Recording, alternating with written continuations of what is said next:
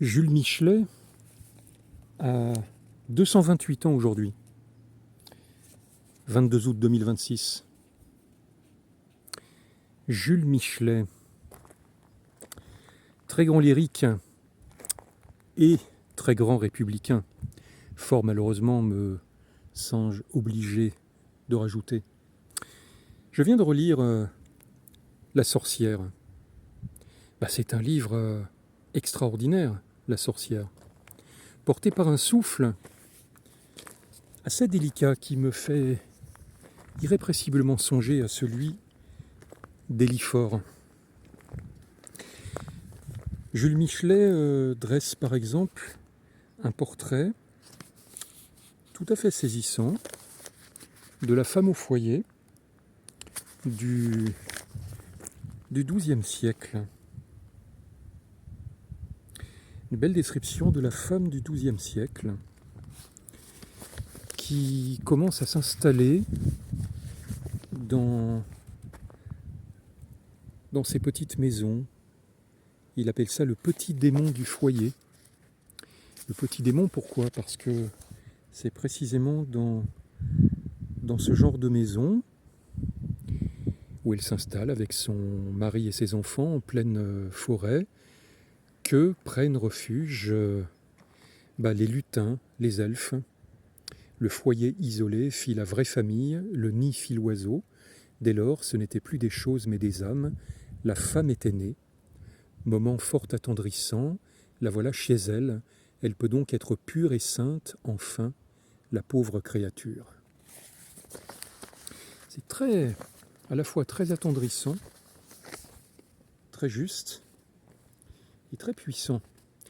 Elle est seule, point de voisine.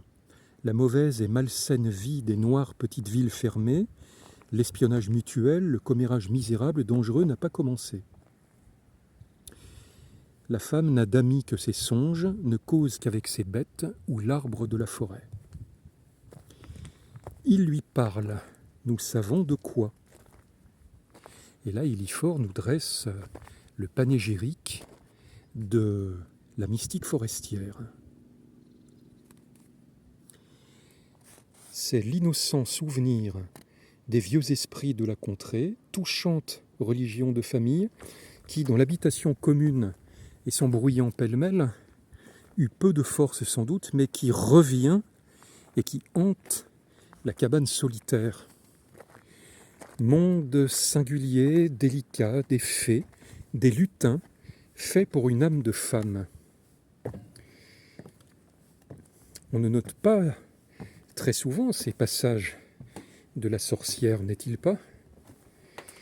Dès que la grande création de la légende des saints s'arrête et tarit, cette légende plus ancienne et bien autrement poétique vient partager avec eux, règne secrètement, doucement.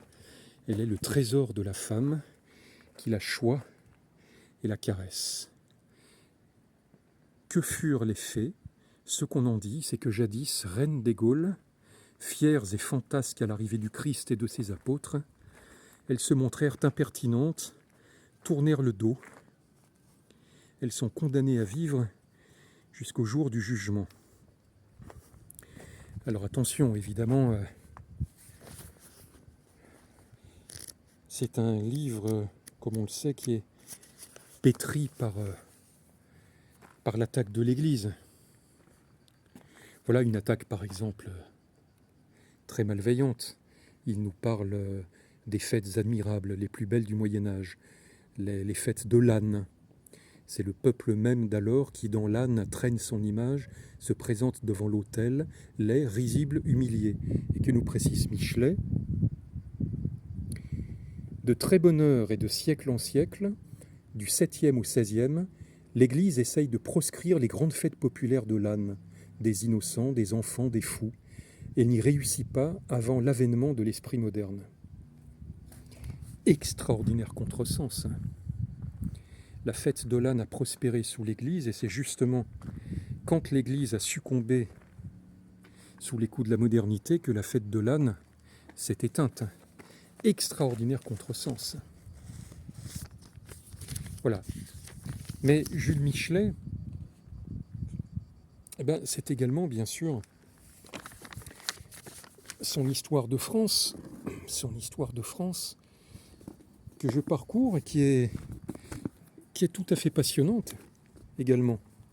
Alors c'est amusant parce que j'ai lu il n'y a pas si longtemps l'histoire de France, ou plus spécialement les chapitres consacrés aux Galles, aux Gaulois, par le comte de Gobineau.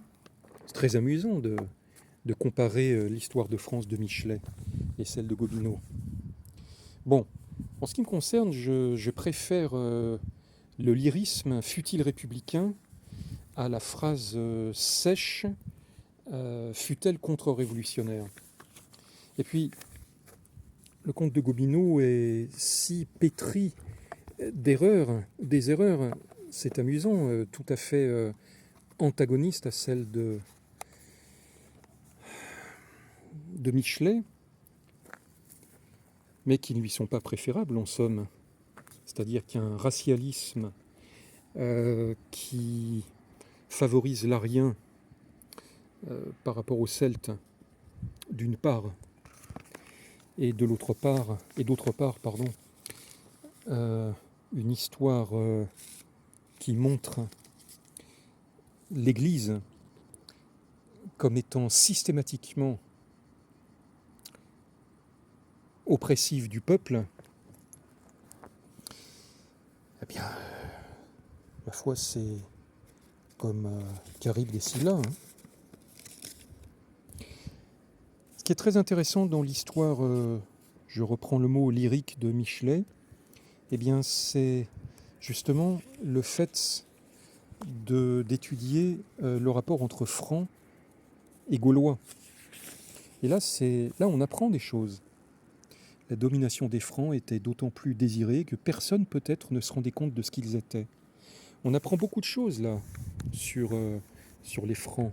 D'abord les Francs de Tournai, bien sûr.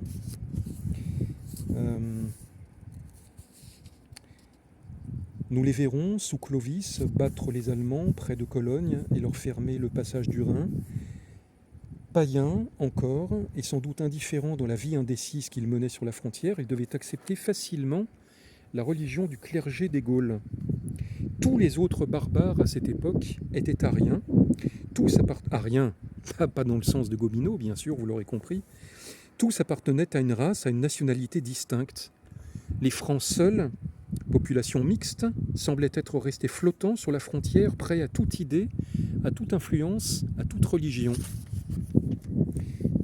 Voilà, donc Michelet ne rattache pas les Francs à un quelconque odinisme, il les rattache en fait à une intense perméabilité.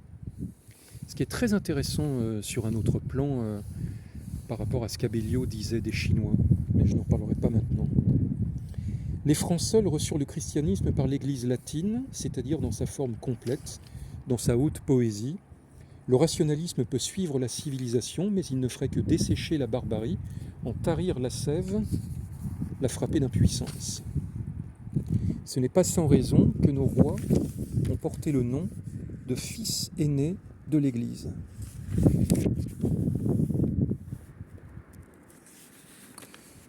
Nous trouvons aussi des pages très stimulantes sur l'Église gauloise, l'Église primitive, l'Église première, sous la plume de Michelet. Et puis on apprend aussi que la plupart des Francs ont épousé des Gauloises qui étaient des princesses gauloises qui étaient déjà ariennes, qui avaient déjà succombé à l'hérésie goth et wisigothe. Jules Michelet, un lyrique républicain qui sans doute n'a pas compté pour rien dans la formation intellectuelle de Péguy.